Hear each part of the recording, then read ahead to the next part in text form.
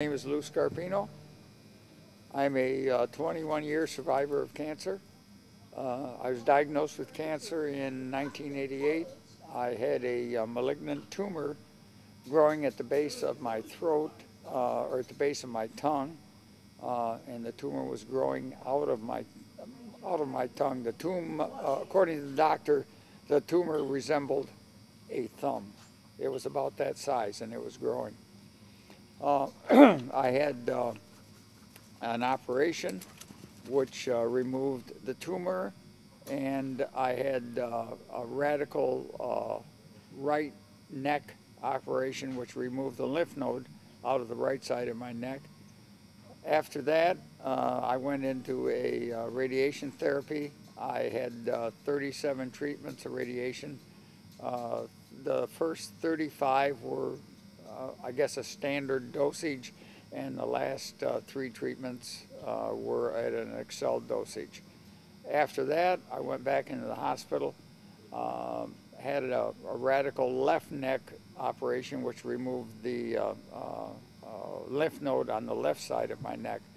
I was very fortunate that the tumor was diagnosed as malignant. Portions of my tongue that came out with a tumor were diagnosed as negative, and both of the lymph nodes were diagnosed as negative. But my doctor said he didn't want to have any opportunity for anything to appear down the road, and that's why he did the left neck operation. So, you know, I do have a situation where, due to the radiation, my saliva is limited. So I have difficulty swallowing because I don't have normal saliva like most people would have. Also, I've lost some of my taste buds. Generally, I would say probably my taste buds are 75 to 80% of normal, but that was forecast when I started my radiation. I was told that would happen to me. So I've basically lived a pretty normal life, except that all of the hair follicles from here down are dead, so I don't have to shave below my chin line because those hair follicles are gone. I do have to shave above it though. The doctor told me that I had received the maximum amount of radiation, that I probably would never be able to receive any more radiation on my throat. When I was originally diagnosed with the cancer, we called the Mayo Clinic, we called the Cleveland Clinic, and talked to a doctor who was ear, nose, and throat specialist who we knew through a mutual friend. And all three, both Mayo, Cleveland Clinic, and my doctor, or the doctor friend, said that the treatment that was recommended was a standard treatment, and that you know, that it could be done in my local community. It was done.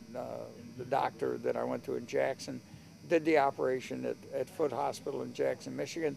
I did have to travel to Lansing, Michigan, was about 35 miles away from my radiation treatments. And I went to radiation 5 days a week, had the weekends off.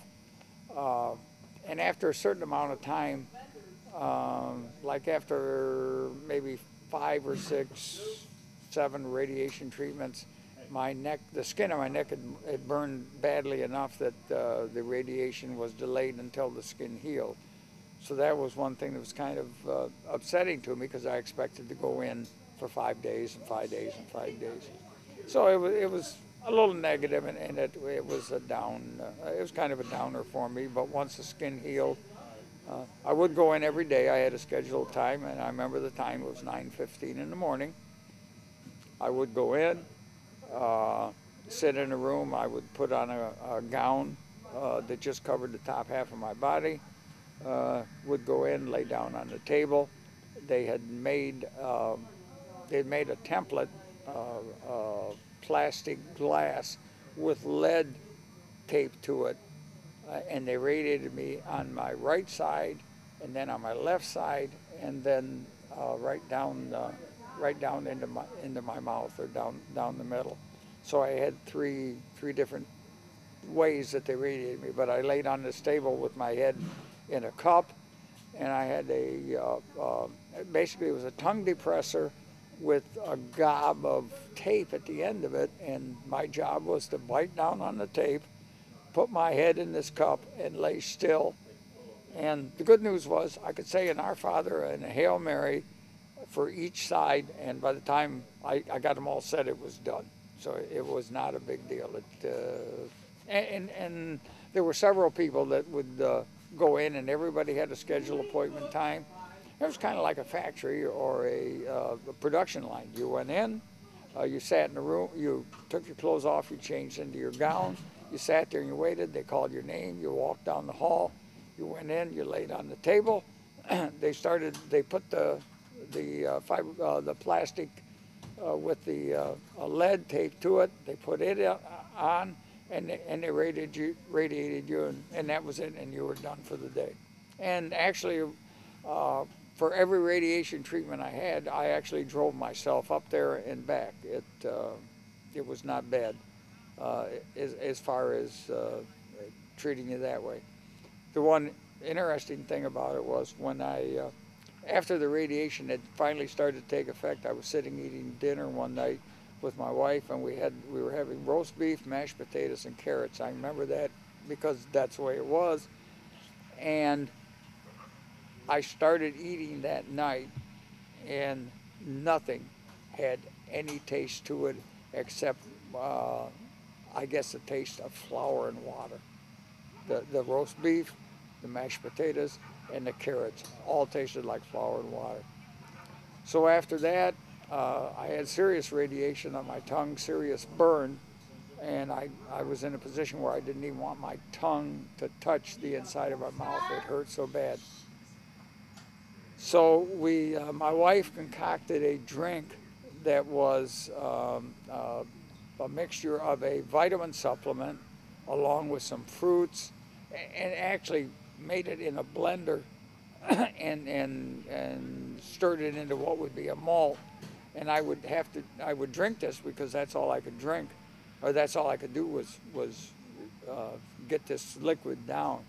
And it would take me anywhere from an hour and 15 minutes, an hour and 30 minutes a day to get this down, because the inside of my mouth, my tongue, and my throat was so raw. It hurt. It hurt. But anyway, and I did lose about 40 pounds, which didn't hurt me a bit because I was at least that much overweight when I started on after the radiation, or during the radiation treatment. So that's my story.